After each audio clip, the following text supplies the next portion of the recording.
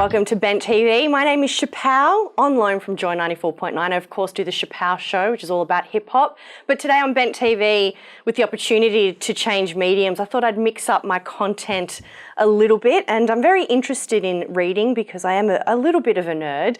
And I thought, what better way to, with the advent of the Marvel films and comics and the popularity of fantasy with the Game of Thrones, that we talk about novels and fiction. And I'd like to introduce Ms. Emma Osborne, Melbourne writer, thank you very much, to the studio. Now, Emma, you're a writer yourself. Now, there's a sort of new phenomenon happening in fiction that we're starting to see a lot more gay protagonists, particularly in sci-fi and fantasy and even comic books. Absolutely. When did we start to see that change? Well, I think in a lot of ways, comic books and science fiction has always been a really great avenue for gay and lesbian characters because there is always sort of a point of difference, and it makes it really easy to segue into a character that has a different sexual orientation. So I think back in so they call it the Silver Age of comics, we started to see a few more gay characters.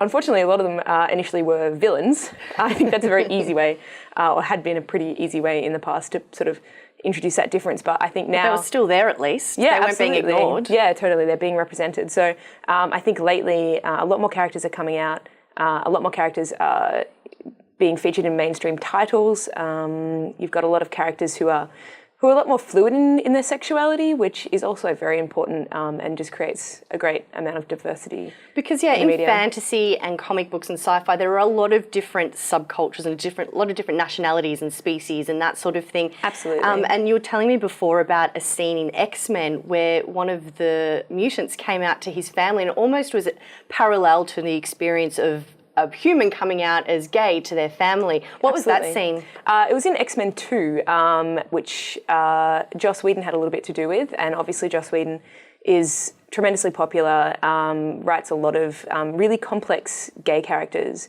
and he had a few lines that were kept in the movie, and one of them was when Iceman was coming out to his parent as a mutant, and his mother, they were all sitting around in the lounge room having this chat, and it was so reminiscent of a coming out story. And his mother kind of leant over and said something like, "Have you tried not being a mutant?" Which I was born that way. Yeah, absolutely.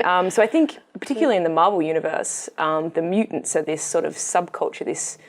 A lot of them look absolutely very much like normal people, but some of the mutants have different structures. They have wings, or they have blue skin, or whatever. So there is a huge amount of diversity within the mutants. But it's definitely something that is seen as something that's a bit unknown, and that is definitely, or could be seen as an allusion to gay and lesbian characters.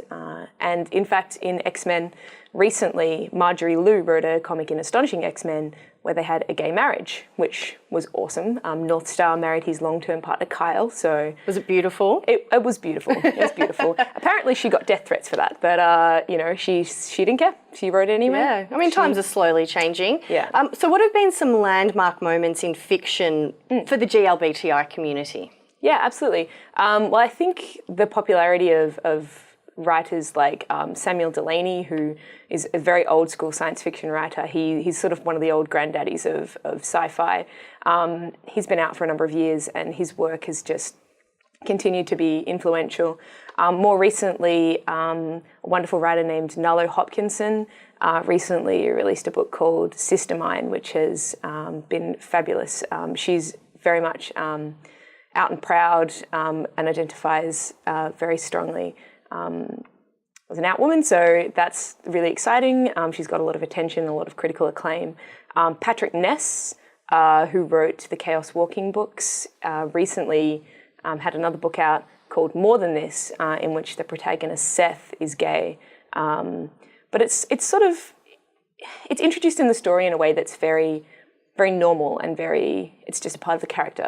There's no fanfare to it. It's not overt that the character is gay, in any of the reviews or any of the just a promotional material. It's just, he just happens to be gay. And how do you think that evolution has happened, where it used to be a very big thing, Batwoman being revealed as a lesbian, proposing to her partner, and absolutely. Ice Storm in X-Men marrying his partner? North Star. North Star, yeah, right. There are a lot of heroes. All the names. Yeah, There's Wikipedia's really good for that, actually. Yeah. So where did that evolution come from, where there was a lot of fanfare around gay characters and gay storylines, to something like Patrick Ness's book, where it's cool that it happens, and it's just something that, you know... Well, I suppose it's really just a product of the times. You know, times are changing. I think in the past where characters were sort of featured as being the gay character, it's now just becoming so normalised, which I think is really wonderful. Yeah. Kate Kane actually is a really exciting character, Batwoman. It's just been relaunched.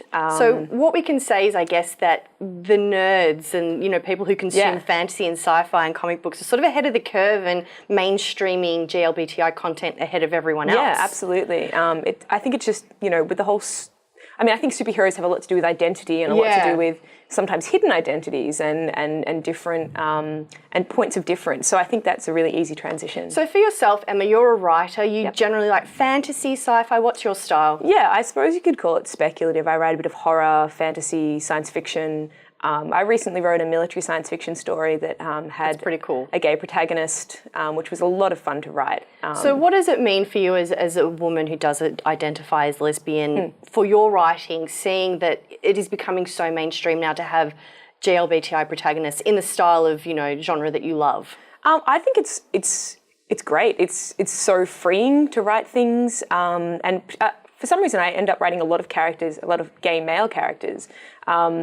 And I find it really liberating to be able to do that. And I think a lot of people cop flack for not writing it within their own experience. You know, some people might say, well, you can't write as a black woman. You don't know what it's like to be a black woman or whatever. But when it comes to science fiction and fantasy, well, I've never been to Mars either. So, you know, there's certainly that you can pretty much write whatever you want and try different styles, and that gives you a lot of freedom as well. And what sort of stuff do you have coming up next year? I'm working on a novel which features a black lesbian protagonist. And where can we find your work? My work can be found right now online on dailysciencefiction.com. Do you have a website yourself? I do have a website. It's got a few links on there. It's emmaosborne.com, and it's Osborne, Osborne. Fantastic. Yep. Well, thank you so much for joining us on Bent TV today. It's been very eye-opening to see the world of GLBTI content in science fiction, fantasy and comic books. My name's ShaPow. Thank you so much for joining us on Bent TV. A lot more great content coming up very soon, and you can check me out on Joy 94.9.